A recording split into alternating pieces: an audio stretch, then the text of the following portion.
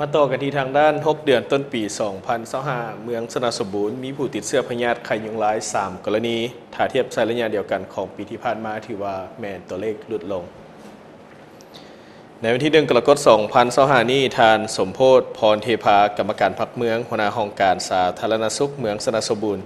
ได้ให้สัมภาษณ์ต่อผู้สื่อข่าวท้องถิ่นของเมืองว่าเพื่อเป็นการป้องกันและสกัดกั้นการระบาดของพยาธิไข้ยุงลายในปี2025ปัจจุบันห้องการสาธารณสุขเมืองสนาสมบูรณ์ได้วางแผนการเพื่อตอบโต้การระบาดของพยาธิไข้ยุงลายโดยปฏิบัติตามแจ้งการเกี่ยวกับการป้องกันและสกัดกั้นการระบาดของพยาธิไข้ยุงลายของแผนกสาธารณสุขแขวงจำปาสักบางออกจากนั้นก็ได้ผันขยายนับแต่ขันถึงลงสู่ท้องถิ่นหากฐานกลุ่มบ้านภายในเมืองโดยสมทบกับพนักงานสุขศาลาอาสาสมัครบ้านพร้อมด้วยองค์การปกครองบ้านพ่อแม่ประชาชน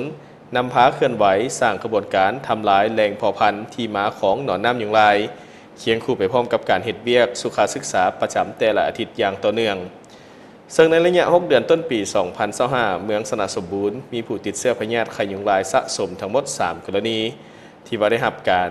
ยั่งยืนจากศูนย์วิเคราะห์ของกระทรวงสาธารณสุขในนั้นบ่มีตัวเลขการเสียชีวิตหากว่าเทียบในระยะเดียวกันของปีที่ผ่านมาเห็นว่าตัวเลขดังกล่าวแม่นลดลงสาเหตุก็ย้อนว่าพ่อแม่ประชาชนส่วนหลายมีความรับรู้และก็เข้าใจหลาย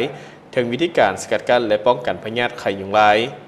ในโอกาสเดียวกันนี้ทานหัวหน้าห้องการสาธารณสุขเมืองได้เรียกร้องมายังทุกภาคส่วนในสังคม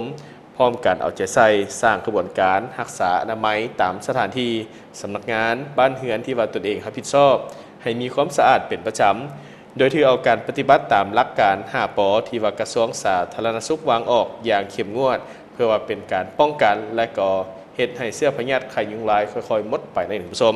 ขอบใจข่าวและภาพจากทางด้านห้องการแถลงข่าววัฒนธรรมและท่องเที่ยวเมืองสนาสมบูรณ์